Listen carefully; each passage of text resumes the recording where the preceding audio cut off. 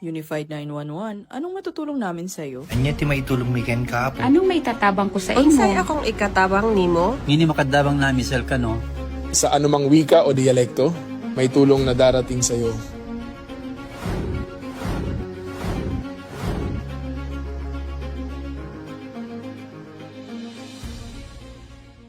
Lilingkod sa bawat Pilipino at magbibigay ng tamang impormasyon para sa tahimik at maayos na Pilipinas. Police News Network, alagad ng batas, tagapagtaguyod ng balitang pulis, sandigan ng mamamayan, patnubay ng katotohanan. Kampo Krame, maghahatid ng pinakahuling kaganapan at nagbabagang balita. Ito ang PNN Police News Network. At ngayon, ang inyong mga tagapagbalita. Magandang araw, Bagong Pilipinas. Ako ang inyong tagapagbalita, tagataguyod ng Balitang Pulis, NUP Loreto Bonifacio Concepcion. At ako naman po si Miss Roxanne Velasco, Noble Queen Globe 2024. Maghahatid sa inyo ng tamang balita, kwento ng pulis at serbisyo para sa mamamayan. At ito ang PNP News Online. Ang pangunahing balita ng Police News Network, alagad ng batas, tagataguyod ng balitang pulis.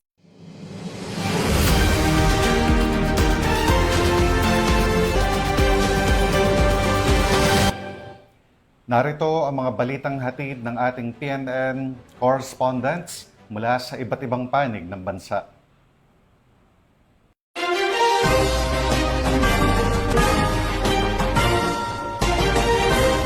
At para sa ating unang balita, sa kasalukuyang aerial footage, makikita ang maayos na sitwasyon sa People Power Monument kung saan patuloy ang pagdagsa ng mga dumadalo sa public assembly at religious gathering ng Iglesia ni Cristo. Nakadeploy na rin ang kapulisan para tiyakin ang seguridad at kaayusan ng mga kalahok at ng buong paligid. Tinatayang nasa 3,500 ng katao na ang niipon at patuloy pa rin ang pagdagsa ng mga nakikibahagi sa People's Power Monument sa EDSA. Samantala, nananatiling maayos ang daloy ng trapiko sa northbound lane habang katamtaman naman ang daloy sa southbound lane. Patuloy na pinaaalahanan ang publiko na panatilihin ang kaayusan, disiplina at kapayapaan sa nasabing aktibidad.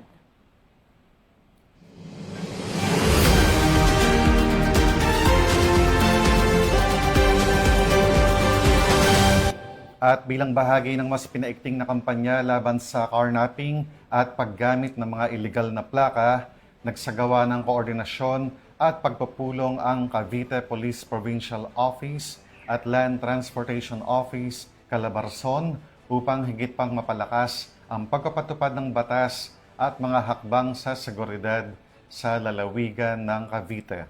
Ang buong detalye ng report mula kay Police Corporal Doris Kaisip. Ng Cavite Police Provincial Office, Police Colonel Elmer Decena, retired Regional Director ng Lands Transportation Office, RA, sa kanyang courtesy visit kaugnay ng sinagawang special meeting para sa campaign against carnapping, motor riding suspects at data sharing laban sa paggamit ng mga sasakyang may ilegal na plaka. Pinangunahan ni Police Colonel Ariel Red, Provincial Director ng Cavite PPO, ang pagtanggap kay Director Decena. Dumalo rin sa nasabing pagpupulong si Honorable Alde Joselito Pagulayan, ang Chairperson ng Committee on Peace, Public Safety and Order, si Mr. Michael Salud, ang Chief ng Operations Road Safety Division, kasama ang iba pang mga panauhing pandangal. Sa nasabing pagpupulong, tinalakay ang pagpapalakas ng koordinasyon, pagpapalitan ng mga impormasyon at mga estratehiya upang masugpo ang carnapping, mga krimeng kinasasangkutan ng motor riding suspects, at mga paggamit ng mga sasakyang mailegal na plaka.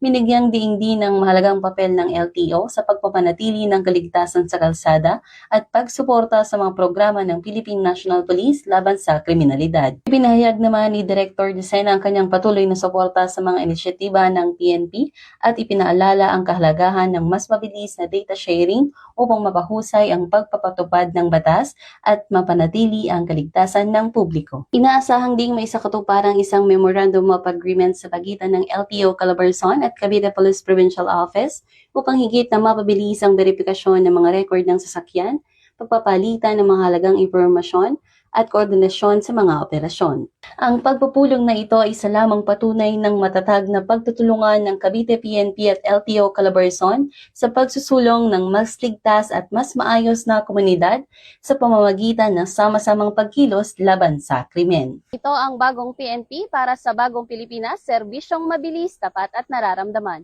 Mula sa Cavite Police Provincial Office, ang tahanan ng mga bayaning polis, ako ang inyong PNN correspondent. Alagad ng batas, tagataguyod ng Balitang Pulis. Maraming salamat, Police Corporal Kaisi. Naaresto ng mga operatiba ng pulisya sa Parañaque City ang top 1 most wanted person ng Cavite na nahaharap sa mga kasong rape at paglabag sa Republic Act 7610 o ang Special Protection of Children Against Abuse, Exploitation, and Discrimination Act. Ibabalita yan ni Patrolman John Kevin Madamka. Ng pinagsalit na pwersa ng mga operatiba ng 3rd Special Operations Unit, Provincial Intelligence Unit ng Cavite Police Provincial Office at General Trias Component Police Station ang isang 49 years old na lalaki na nahaharap sa maraming kaso ng rape, attempted rape at paglabag sa Republic Act 7610 sa isinagawang operasyon sa kahabaan ng Airport Road, Baclaran, Parañaque City noong Hunyo 20, 2026. Ang nasabing suspect ay nasa top 1 most wanted person sa probinsya ng Cavite. Kinilala ang naarestong suspect na si alias Roy, residente ng General Trias, Cavite. Ang operasyon ay pinangunahan ni Police Major Edmund A. Lazaro ng 3rd SOU Headquarters bilang lead unit sa ilalim ng pangangasiwa ni Police Lieutenant Colonel John Paul A. Tobera. Isinilbi laban sa akusado ang ilang warrant of arrest na inisyo ng mga korte sa Treasure Martires City, Cavite kaugnay ng mga kasong acts of lasciviousness in relation to Republic Act 7610, rape at attempted rape. Ilan sa mga nasabing kaso ay may nirekomendang piyansa habang ang iba naman ay hindi maaring piyansahan.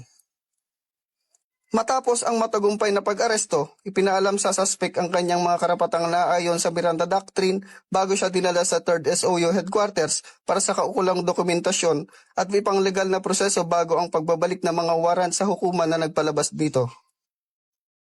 Muling pinagtibay ng Philippine National Police ang kanilang pangako sa pagpapatupad ng batas at paghatid ng hustisya sa mga biktima ng krimen sa pamamagitan ng patuloy na pagsasagawa ng mga operasyon laban sa mga taong may kinaharap na kaso sa batas. Dito sa 3rd Special Operations Unit, PNP Maritime Group, ako ang inyong PNN News Correspondent, Patrolman John Kelvin Q. Madamka, alagad ng batas na pagtaguyod ng Balitang Pulis. Maraming salamat, Patrolman Madamka. Nakumpiska ng mga otoridad ang tinatayang 800,000 pesos na halaga ng mga hinihinalang smuggled cigarette sa isinagawang checkpoint operations sa Osamis City, Misamis Occidental. Yan ang ibabalita ni Police Corporal Rafi Cobero. Ng Misamis City Police Station, katuwang ang 2nd Provincial Mobile Force Company ng Misamis Occidental Police Provincial Office, ang tinatayang 800,000 pisong halaga ng pinaghihinalang smuggled cigarettes sa isang checkpoint operation sa Osamis City. Bandang alas 11:10 ng gabi noong Hunyo 25, naharang ang isang puting multicab minivan sa border control point sa Barangay Labinay, Osamis City. Sa isinagawang inspeksyon, nabigo ang driver na magpakita ng mga kinakailangang dokumento para sa sasakyan at kargamento. Sa masusing pagsusuri, nadiskubre ng mga operatiba ang 20 kahon ng Berlin cigarettes na pinaghihinalang smuggled at may tinatayang market value na 800,000 pesos. Dinala sa kustodiya ng Osamis City Police Station ang sospek kasama ang mga nakumpiskang kontrabando at ang sasakyan para sa tamang dokumentasyon at disposisyon. Patuloy ang mahigpit na checkpoint at border control operations ng Misamis Occidental PPO laban sa pagpasok at pagbiyahe ng smuggled goods. Hinihikayat din ng publiko na agad i-report sa mga otoridad ang anumang kahina-hinalang transportasyon o illegal na aktibidad upang mapigilan ang pagkalat ng kontrabando sa komunidad. Mula dito sa Piero 10 Misamis Occidental Police Provincial Office, ako ang inyong Police News Network Correspondent, Police Corporal Rapi P. Cubero, alagad ng batas, tagataguyod ng balitang pulis. Maraming salamat, Police Corporal Cubero. Arestado ang dalawang hinihinalang sangkot sa iligal na droga matapos ang matagumpay na buy-bust operation na isinagawa ng mga otoridad sa Valencia City, Bukidnon. Ibabalita yan ni Police Corporal Michelle Abatayo. High-value individuals o HVI ang arestado sa ikinasang buy-bust operation sa Valencia City, Bukidnon. Mahigit 89,000 pisong halaga ng hinihinalang shabu ang nasamsam ng mga otoridad. Kinilala ang mga drug suspects na sina alias Nudge, 40 anyos, at alias Waco, 27 anyos, sa isang anti-drug operation sa Barangay Lumbu, Valencia City. Sa pinagsanib na operasyon ng Valencia City Police Station at iba pang law enforcement units, nakumpiska ang hinihinalang shabu na may kabuang timbang na 13.2 grams. May tinatayang standard drug price itong 89,760 pesos. Na-recover din ng mga operatiba ang buy-bust money, isang wallet na pinaniniwala ang ginamit na lalagyan ng droga at isang cellular phone. Kasalukuyang nasa kustodiya ng Valencia City Police Station ang dalawang suspect habang hinihahanda ang mga kasong isasampa laban sa kanila. Patuloy ang pinaigting na kampanya ng mga otoridad laban sa ilegal na droga upang mapanatiling ligtas ang mga komunidad sa Bukidnon. Mula dito sa Police Regional Office 10, Bukidnon Police Provincial Office, ako ang iyong PNN Correspondent, Police Corporal Michelle Gulay Abatayo, alagad ng batas, tagataguyod ng balitang pulis. Maraming salamat, Police Corporal Abatayo. Sugatan ang isang armadong suspect habang nakatakas naman ang kanyang kasabwat matapos ang engkwentrong naganap sa Bacoor City, Cavite. Yan ang ibabalita ni Patrolman Emerson Abido. Isang hinihinalang street-level drug personality ang naaresto habang mahigit 20,000 pisong halaga ng hinihinalang shabu ang nakumpiska sa isinagawang search warrant operation ng pinagsanib na puwersa ng Philippine National Police at Philippine Drug Enforcement Agency sa bayan ng Kawayan, Masbate. Kinilala ang naarestong suspect na si Elias Romeo, nasa hustong gulang, may asawa, laborer at residente ng nasabing bayan. Isinagawa ang operasyon sa bisa ng search warrant na inilabas ng Regional Trial Court Branch 49, Katayngan, Masbate para sa paglabag sa Republic Act 9165 o a Comprehensive Dangerous Drugs Act of 2002. Sa isinagawang paghahalughog, nakumpiska ng mga operatiba ang isang medium-size at dalawang small-size plastic sachet na naglalaman ng hinihilalang shabu na may tinatayang kabuuang timbang na 3 gramo at may tinatayang halaga na 20,400 piso. Matapos ang operasyon, dinala ang suspect at ang mga nakumpiskang ebidensya sa Kawayan Municipal Police Station para sa wastong dokumentasyon at pagsampa ng kaukulang kaso. Muling pinatunayan ng Masbate Police Provincial Office ang kanilang matatag na paninindigan laban sa ilegal na droga sa pamamagitan ng mga operasyon na naglalayong mapanatili ang isang ligtas at mapayapang komunidad. Ako po si Police Corporal Danet R. Alba, nag-uulat para sa Police News Network. At ito ang bagong PNP para sa bagong Pilipinas, serbisyong mabilis, tapat at nararamdaman.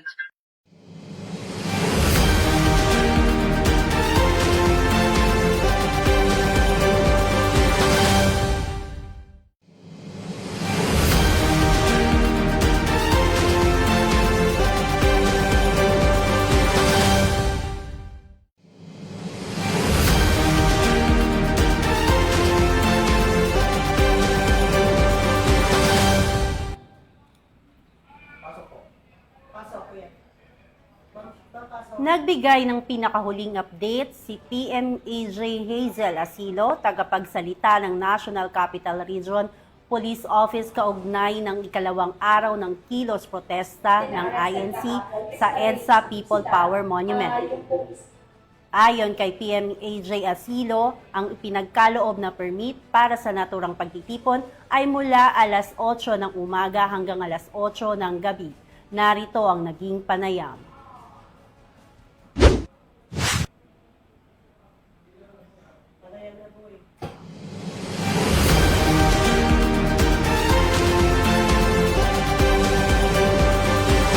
Na-arrested kahapon is na-release na po sila. Yung pong isa natin na yung bus driver po natin is hinayaan na lamang po ng ating police since part naman po ng trabaho daw niya yung nangyari. So pinatawad na po niya. Yun naman pong nanapak is ina-identify pa po ng ating police kung yun po talaga yung nanapak sa kanya. So at chine-check pa po natin yung mga available na CCTV, and then yun naman pong dalawang nag-cause po ng tulakan ng gulo is chine-check pa rin po natin kasi kung anong grupo talaga po sila kabilang, kasi ang pangit naman po kung ma-identify natin sila sa grupong ito kung hindi naman po sila members or hindi po talaga kasi sila kasama dun sa mga nagpo-protesta dito kahapon. So ngayon po for further investigation pa po kaya na-release yung apat nating mga na-aresto kahapon. Dalawang pulis na sa PNP dyan. Yes po, yung dalawang pulis po natin is ngayon po i-verify natin kung pwede na po silang ma-release since kahapon po naka-confine po sila para po doon sa kanilang mga natamong injuries. So ngayon po is checking po yung ating medical kung pwede na po silang makauwi para makapag-home rest. Kanina po itinanggal yung booth. Nagkaroon po ng coordination, maayos naman po yung usapan. Yes po, since kasama po kasi doon sa naging permit nila na wala pong i-occupy sa EDSA. Kumbaga po, i-clear natin yung EDSA doon sa mga nakapark na mga sasakyan para hindi po mangyari yung kahapon na nakaabala po ng matindi doon sa ating mga motorista at mga commuter. So, clear po natin yung EDSA, yung pong mga nakapark is binigyan po sila ng lane kung saan doon lang po sila pwedeng mag-occupy. Pero yung mga bus po is pinausod natin para po hindi naman po sila nakahambalang doon sa EDSA. Ilan ang deployment natin? Sa ngayon po, nasa 2,000 po yung deployed po natin dito sa area ng White Plains People Power Monument. Ano ba daragdagan tayo? Depende po sa sitwasyon kung halimbawa man po na makita natin na kailangan natin mag-increase ng deployment dito, pero kita nyo naman po sa ngayon wala naman po tayong kailangang bantayan sa ngayon. May crowd estimate po tayo currently dito sa White. As of ngayon po, 9 o'clock, 3,000 and increasing pa rin po yung ating Ano po mangyayari after 8 p.m.?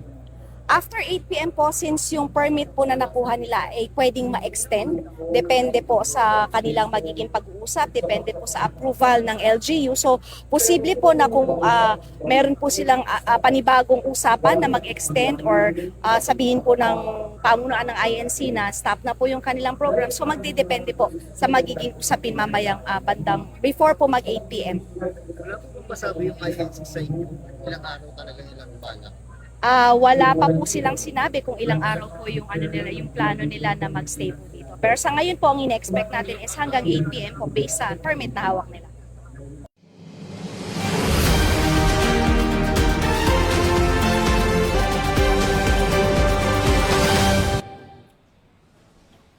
At yan ang mga balitang nakalap ng ating PNN correspondents mula Luzon, Visayas at Mindanao.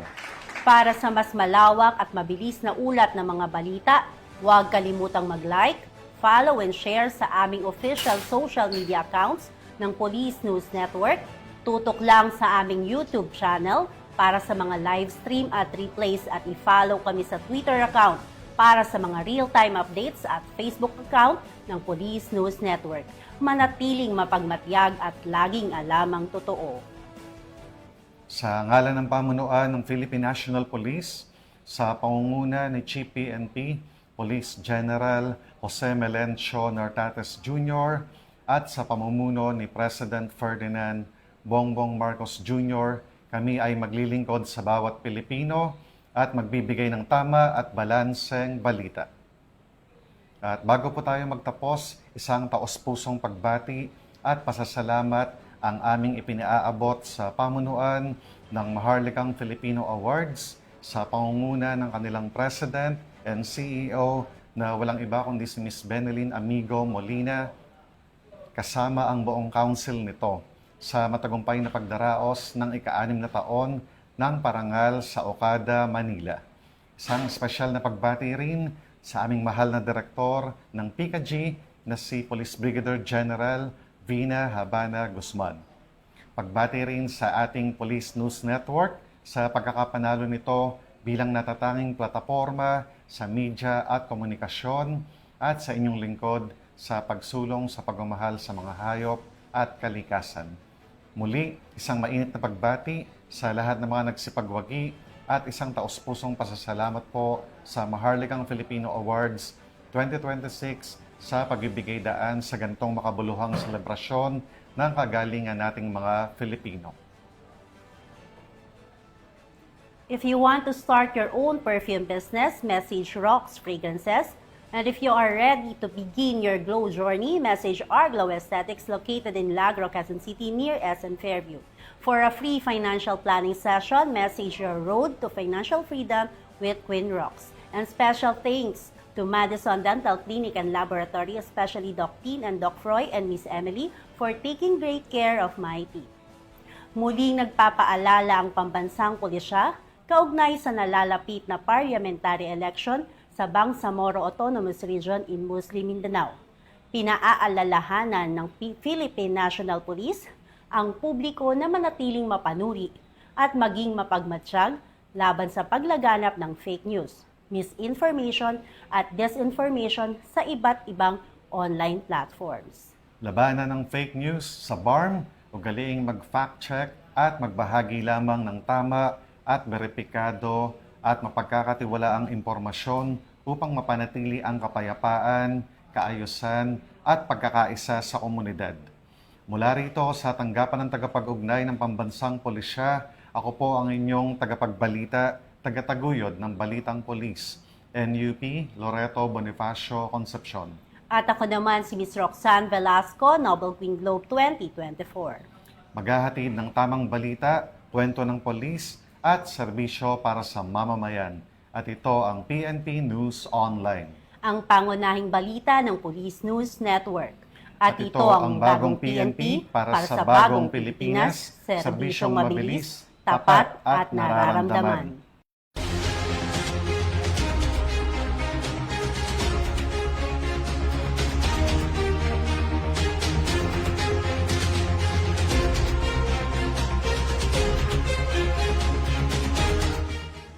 Police News Network, alagad ng batas, tagapagtaguyod ng balitang pulis.